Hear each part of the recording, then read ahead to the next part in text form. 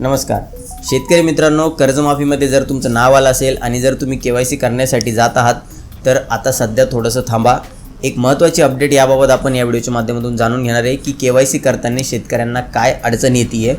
मित्रांनो, KYC करताना आपल्याला जी रक्कम दाखवली जाते कर्जाची ती आणि तुमच्या खरोखर बँकेत असलेल्या कर्जाची रक्कम यामध्ये बऱ्याच मोठ्या प्रमाणामध्ये तफावत पाहायला मिळते। बऱ्याचशा शेतकऱ्यांना असं पाहायला मिळालेलं आहे की आपल्या कर्जाच्या रकमेमध्ये 10,000, 20,000, 30,000, 40,000 पर्यंतची तफावत आहे। म्हणजे तुमचं बँकेमध्ये कर्ज दाखवलं जातं 1,70 आणि KYC करताना दाखवलं जातं 1,50, म्हणजे 20,000 रुपये तुम्हाला कमी दाखवलं जातं KYC करताना।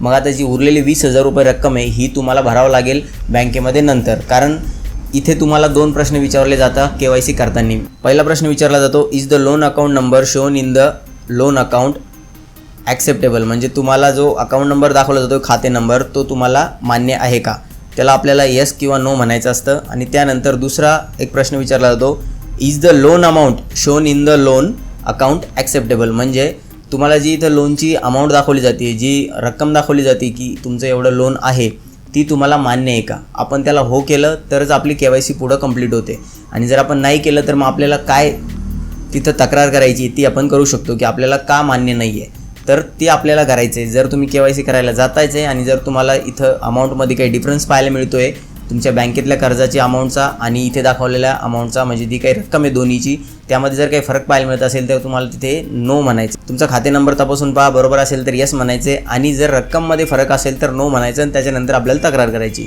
तर ही तक्रार करायची ही आपण का बोलतो आहे, कारण खूप साऱ्या शेतकऱ्यांना, हजारो शेतकऱ्यांना हा प्रॉब्लेम पाहायला मिळालेला आहे। त्यांची रक्कम मॅच करत नाही, जे बँकेतल्या खात्यामध्ये जी रक्कम दिसते कर्जाची ती आणि KYC करताना जी रक्कम दाखवली जाते ती मान्य होत नाही बऱ्याचशा शेतकऱ्यांना, कारण ती सारखी नाही आहे। तर आपल्याला मान्य नाही असंच करायचं आहे आणि त्यानंतर आपल्याला तक्रार करायची। याने काय होईल की राज्य शासनाच्या ही गोष्ट लक्षात येईल की बऱ्याचशा शेतकऱ्यांना हा प्रॉब्लेम पाहायला मिळतोय आणि त्यावरती नवीन काही ना काही तोडगा काढला जाईल। मित्रांनो, आतापर्यंत तर याबाबत काही अजून अपडेट आलेली नाही आहे की आपल्याला नंतर पुन्हा KYC करायला लागणार आहे का, किंवा बँकेमध्ये जे कर्जाची रक्कम दाखवली जाते KYC नंतर तीच माफ होणार आहे, किंवा आपण जे KYC करताना रक्कम दाखवली जाते ती माफ होणार आहे, हे अजून काहीही कन्फर्म नाही आहे। तर जोपर्यंत शासनाकडनं याबाबत काही महत्त्वाची अपडेट येत नाही तोपर्यंत आपल्याला KYC एकतर करायचीच नाही। आणि जर KYC करत असाल, तुम्ही KYC करायला जातायच तर रक्कम नक्की पाहून घ्या। जर तुम्हाला ती रक्कम मान्य असेल KYC करताना दाखवलेली तरच तुम्हाला KYC पूर्ण करायची, कारण तिथं सरळ हा प्रश्न विचारलेला आहे की तुम्हाला जी रक्कम दाखवली जाते ती तुम्हाला मान्य आहे का। जर आहे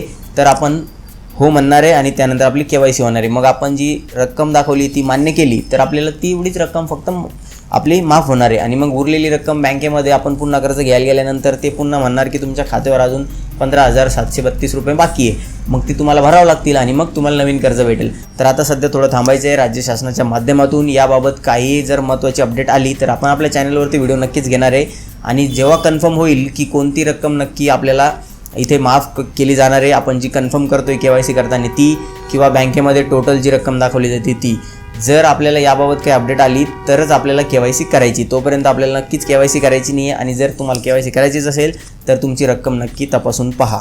मित्रांनो, हा एक महत्त्वपूर्ण अपडेट होता। दिलेली माहिती जर आपल्याला आवडली असेल तर व्हिडिओला नक्की लाईक करा। आपल्या चॅनलवरती पहिल्यांदा आले असेल तर चॅनल नक्की सबस्क्राईब करून ठेवा। भेटूया मित्रांनो नवीन माहितीसह नवीन व्हिडिओमध्ये, तोपर्यंत धन्यवाद।